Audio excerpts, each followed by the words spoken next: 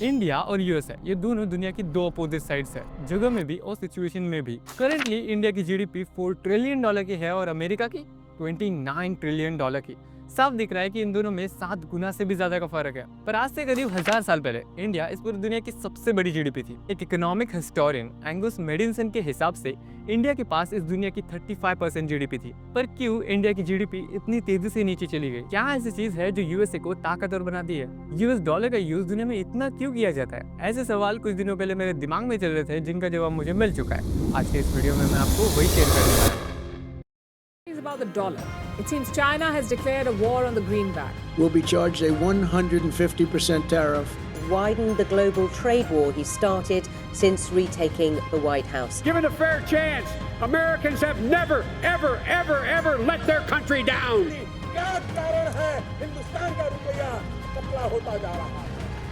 First of all, I would look at it as not rupees fighting and look at it as dollar strengthening. And can the BRICS pose a challenge to America's grip on global dominance and the global economy, even if it wanted to? पहले हमें ये समझना पड़ेगा कि GDP कहते किसे। GDP का मतलब होता है ग्रॉस डोमेस्टिक प्रोडक्ट, और इसका एक फॉर्मूला भी एग्जिस्ट करता है, that is GDP is equal to C plus I plus G plus N X. यहाँ सी का मतलब होता है कंजप्शन, हम जो भी हमारे डेली प्रोडक्ट्स हमारे कामों में यूज करते हैं। फिर आई का मतलब होता है इन्वेस्टमेंट, जो पैसा फैक्ट्रीज और बिजनेसेस को रन करने के लिए खर्च होता है। जी मतलब गवर्नमेंट स्पेंडिंग, जहां गवर्नमेंट रोड स्कीम्स या किसी भी चीज पर स्पेंड करती है, वो इसमें इंक्लूडेड है। फिर कंट्री के एक्सपोर्ट में से जब हम इंपोर्ट को सब्ट्रैक्ट करते हैं और जो वैल्यू हमें मिलती है उसे हम एनएक्स कहते हैं। ये फॉर्मूला लगा के किसी कंट्री की एग्जैक्ट तो नहीं, बट एक रिलायबल जीडीपी आप पता लगा ही सकते हो।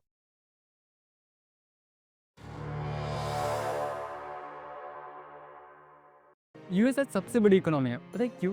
क्योंकि उसके पास डॉलर है। दुनिया की लगभग 88% ट्रेड यूएस डॉलर में की जाती है, और अगर सपोज इंडिया को सऊदी अरेबिया से ऑयल इंपोर्ट कराना है तो हमें वो पैसे यूएस डॉलर में ही देने पड़ेंगे। डॉलर आज पूरी दुनिया पे डोमिनेट कर चुका है, और ये कैसे हुआ मैं आपको आगे बताऊंगा। बट उसके पहले हमें ये जानना पड़ेगा कि डॉलर में ट्रेड होती कैसे है। अभी का एग्जाम्पल मान लो, इंडिया को सऊदी अरेबिया से ऑयल इंपोर्ट कराना है, तो हमें पहले इंडियन रुपीज़ को डॉलर में कन्वर्ट करना पड़ेगा, और ये कन्वर्जन फॉरेक्स मार्केट या बैंक में होगा। फिर ये डॉलर हम भेजेंगे सऊदी अरेबिया को, फिर वो अपनी लोकल करेंसी में कन्वर्ट करेगा और फिर हमको उनका ऑयल देगा। इसमें फ़ायदा किसका है? फ़ायदा है सिर्फ अमेरिका का, क्योंकि उसकी डॉलर की डिमांड बढ़ेगी, डिमांड बढ़ने के साथ साथ उसकी वैल्यू बढ़ेगी और अमेरिका की इकोनॉमी स्ट्रांग होगी। अब समझो कि डॉलर इतना डोमिनेटिव और स्ट्रांग कैसे बना। वर्ल्ड वॉर 2 के पहले अमेरिका इतना अमीर नहीं था, बट जब वर्ल्ड वॉर 2 शुरू हुई तब काफ़ी सारे देशों को हथियारों की ज़रूरत थी, और अमेरिका उस वक्त एक ऐसा देश था जो पूरी दुनिया को हथियार सप्लाई कर रहा था, जिस वजह से काफी सारे देशों का गोल्ड अमेरिका के पास आने लगा। देखते ही देखते वर्ल्ड वॉर 2 के खत्म होने पर अमेरिका के पास दुनिया का 70% मतलब 20,000 मैट्रिक टन गोल्ड इकट्ठा हो चुका था, जिस वजह से अमेरिका सबसे बड़ी इकोनॉमी बन गया। बट वॉर खत्म होने के बाद हर एक देश इकोनॉमिक डिस्ट्रक्शन से गुजर रहा था। हर एक देश ये कोशिश कर रहा था कि कैसे तो अपने देश को इस डिस्ट्रक्शन से बाहर निकाला जाए। यूके, जर्मनी, जापान अपने एक सबसे बुरे वक्त से गुजर रहे थे।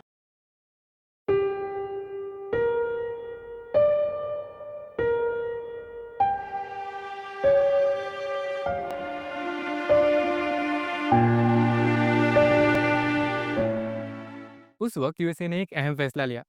जुलाई 1944 में यूएसए ने ब्रेडनवुड, न्यू हैम्पशायर में एक मीटिंग कंडक्ट की, जिसमें दुनिया के 44 कंट्रीज के रिप्रेजेंटेटिव आए थे। वहाँ ये एक प्रपोजल पेश करता है, जिसमें ये था कि सभी कंट्रीज आज से डॉलर में ट्रेड करे और डॉलर को एक ग्लोबल करेंसी मान ले। इसके अलावा यूएस वर्ल्ड बैंक और आईएमएफ के बारे में बात करता है, जिससे लगभग सभी देशों को फायदा होने वाला था। जैसे वर्ल्ड बैंक से सबकी करेंसी सिक्योर हो जाती और वर्ल्ड वॉर 2 के डिस्ट्रक्शन से बाहर निकलने के लिए इंटरनेशनल मॉनेटरी फंड मदद कर देता। अब वो उसके साथ ये भी कहते हैं कि हम ग्लोबली $35 में 1 आउंस गोल्ड देंगे, मतलब वो $1 में 0.88 ग्राम गोल्ड देने का वादा कर रहे थे। अब इसका मतलब ये भी होता है कि कोई भी कंट्री कहीं से भी अगर यूएसए को गोल्ड देती है तो उसके बदले में यूएसए उसे डॉलर देगा। अब छोटे देशों के पास कोई दूसरा रास्ता नहीं था कि खुद अपनी इकोनॉमी सुधारे, इसीलिए उन्होंने चुपचाप यूएसए की बात मान ली।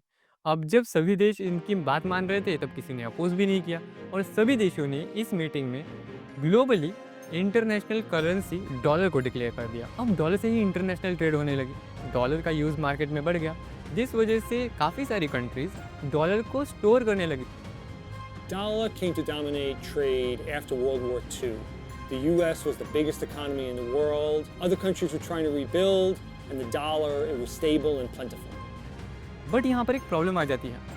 1955 से 1975 के बीच यूएस वियतनाम वॉर और डोमेस्टिक प्रोडक्ट में बहुत ज़्यादा पैसा खर्च करता है। यहाँ प्रॉब्लम ये था कि यूएस बहुत ज़्यादा नोटों की प्रिंटिंग कर रहा था, जितना उसके पास गोल्ड भी नहीं था। पर 1960s में फ्रांस और जर्मनी को ये पता चल गया कि यूएस अपने हिसाब से नोटों की प्रिंटिंग कर रहा है, तो उन्होंने डायरेक्ट जाके यूएस को बोला, भाई तुम तुम्हारे डॉलर लो और हमें हमारा गोल्ड वापस करो। अभी इन देशों को देखकर भी बाकी सारे देशों ने भी यही डिमांड की। इस वजह से यूएस का जो गोल्ड रिजर्व था वो बहुत कम होने लगा। इस डिस्ट्रक्शन से बचने के लिए यूएस प्रेसिडेंट रिचर्ड निक्सन 15 अगस्त 1971 में मीडिया के सामने ये बोलते हैं कि आज से ये गोल्ड स्टैंडर्ड खत्म हुआ और हम यूएस डॉलर के बदले में गोल्ड नहीं देंगे।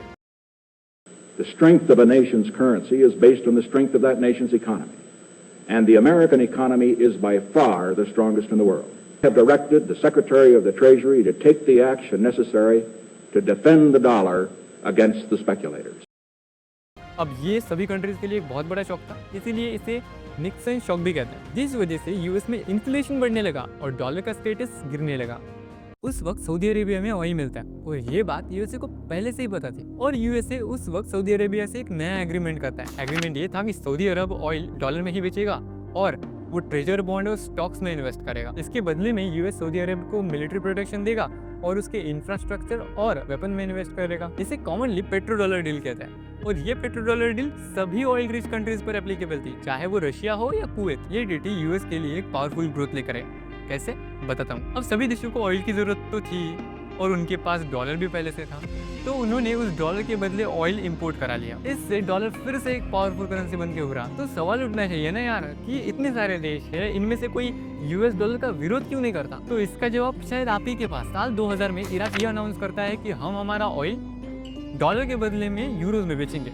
अब ये पेट्रो डॉलर सिस्टम के खिलाफ एक बहुत बड़ा कदम था। यूएस को इससे कुछ ज़्यादा फर्क नहीं पड़ने वाला था, बट बाकी कंट्री इराक को देखकर अगर खुद की करेंसी को इंटरनेशनल बनाने लगी तो इससे डॉलर पे जरूर फर्क पड़ेगा। यूएस ने इराक पर सैंक्शन लगा दिया। अब इराक को इंटरनेशनल ट्रेड नहीं कर सकता और इंटरनेशनल बैंक से लोन भी नहीं ले सकता, जिससे इराक की इकोनॉमी धड़ाम से नीचे गिर गई। इराक ऑयल पे डिपेंडेंट था, पर यूएस ने तो ऑयल पर भी एक्सपोर्ट बंद कर दिया। जीडीपी 75% से नीचे आ गई और वहाँ की करेंसी ने अपनी पूरी वैल्यू खो दी। ऐसा सिर्फ एक कंट्री के साथ नहीं हुआ है, बल्कि लीबिया में भी ऐसा ही हुआ था। 1980s में यूएस ने लीबिया पर भी सैंक्शन लगाया क्योंकि उनको ऐसा लग रहा था कि वहाँ पर टेररिस्ट ग्रुप था। 1981 में यूएस ने लीबिया पर ऑयल इंपोर्ट पर बैन लगा दिया। 1986 में यूएस ने त्रिपोली और बेंगाजी में बॉम्ब अटैक किया। देख रहे हो, जहाँ पर दिमाग चलाना है वहाँ पर दिमाग और जहाँ पर हाथ चलाने हैं वहाँ पर हाथ। यूएस बराबर करता है हर काम। पर असली बात पता है यूएस ने वहाँ पर सैंक्शन क्यों लगाया? क्योंकि मुअम्मर गद्दाफी एक गोल्ड बैक अफ्रीकन कॉइन पर काम कर रहा था, जिसे गोल्ड दिनार भी कहा जाता है। कहते थे कि वो इसे एक इंटरनेशनल ट्रेड के लिए यूज करने वाला था। इसके अलावा वेनेजुएला, ईरान ऐसे बहुत सारे देशों पर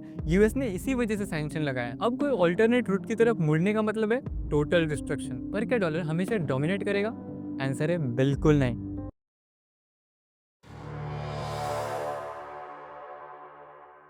दुनिया में सबसे पहले जो ट्रेडिंग सिस्टम शुरू हुई थी ना, उसे बार्टर सिस्टम कहता है। उसमें चीज़ों का एक्सचेंज किया जाता था। मान लो एक इंसान के पास एक बोरी गेहूं है और दूसरे के पास एक बोरी चावल है, और अगर गेहूं वाले को चावल की ज़रूरत पड़ी तो वो उससे अब चावल ले लेगा और अपना गेहूं उसे दे देगा। ऐसे एक्सचेंज होता था जिससे हमारी ज़रूरतें पूरी होती थी, बट सुविधाएं नहीं। इसीलिए इसे कॉइन से एक्सचेंज किया गया, जिससे चीज़ों की एक कॉमन वैल्यू मार्केट में घूमने लगी। आज से 1000 साल पहले इंडिया में बार्टर सिस्टम को कॉइन से स्विच कर दिया था। एज अ रिजल्ट इंडिया का ट्रेड बहुत बड़ा बन गया था। मौर्यन पीरियड के अराउंड एक स्टैंडर्डाइज कॉइन को इंट्रोड्यूस किया जाता है।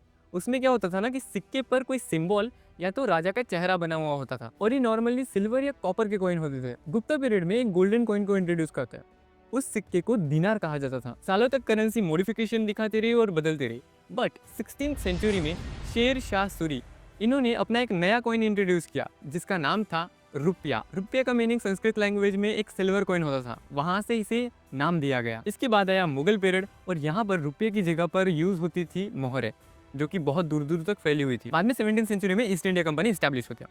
अब उन्होंने क्या किया कि एक नई चीज़ ला दी करेंसी में। अब पहले क्या होता था कि हमारे सिल्वर कॉइन या गोल्डन कॉइन यूज होते थे जो कि मेटल के बने हुए होते थे, बट ब्रिटिश ने इंडिया में इंट्रोड्यूस किया पेपर करेंसी। आप पहली बार इंडिया ने पेपर करेंसी देखा था, और इससे एक ऐसे ड्रास्टिक चेंज आया कि उनका जो बिजनेस था ना वो बहुत ज़्यादा एक्सपैंड होने लगा पेपर करेंसी की वजह से। फिर जब ब्रिटिश इंडिया पर रूल कर रहे थे ना, तब उन्होंने क्या किया कि रुपी को सिल्वर से लिंक कर दिया। पहले जैसे अमेरिका में गोल्ड स्टैंडर्ड था, मतलब डॉलर गोल्ड से लिंक था, उसी तरह रुपी सिल्वर से लिंक हो गया, मतलब रुपी पूरा सिल्वर पे डिपेंडेंट हो गया, जो कि इंडिया के लिए उतना अच्छा साबित हुआ ही नहीं। 19वीं सेंचुरी में रुपी में डिप्रेशन देखा गया क्योंकि सिल्वर गोल्ड के अगेंस्ट अपनी वैल्यू तेजी से खो रहा था और वर्ल्ड वॉर 2 के कारण रुपी फ्लक्चुएट हो रहा था। वक्त था 1947, इंडिया की आज़ादी का।